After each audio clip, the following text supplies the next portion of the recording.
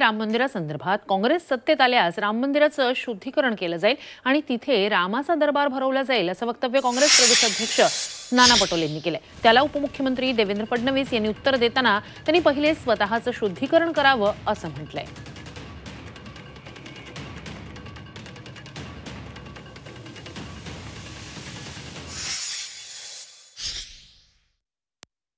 राम मंदिर त्याला अजून चांगलं आम्ही करू आणि त्या ठिकाणी भगवान श्रीरामाचा दरबार आम्ही लावू आणि जे आमचे 4 शंकराचार्य जे आहेत त्यांनी जे काही अयोध्येच्या प्राणप्रतिष्ठेच्या वेळेस जे काही भूमिका घेतली त्या भूमिकेबरोबर आम्ही आहोत काँग्रेस पक्ष म्हणून आणि त्यांच्या माध्यमातूनच मंदिराचं शुद्धीकरण केलं जाईल।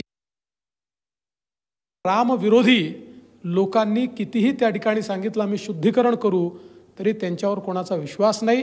त्यांनी पहिले स्वतःचं शुद्धीकरण केलं पाहिजे आणि सनातन धर्म हिंदू धर्म या संदर्भात आम्ही त्याला मानतो अशा प्रकारचं ॲफिडेव्हिट दिलं पाहिजे।